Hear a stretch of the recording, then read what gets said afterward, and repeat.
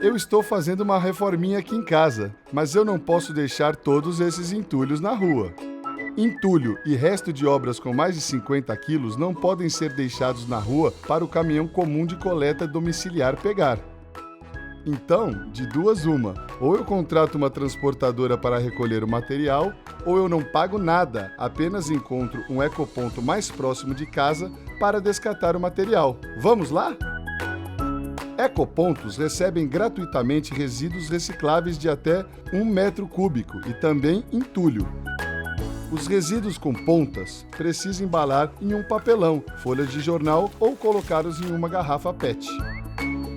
Tão bom quanto renovar o lar é cuidar da minha cidade, não deixar o lixo na rua e ainda por cima contribuir para a reciclagem dos materiais. Aí sim, serviço completo.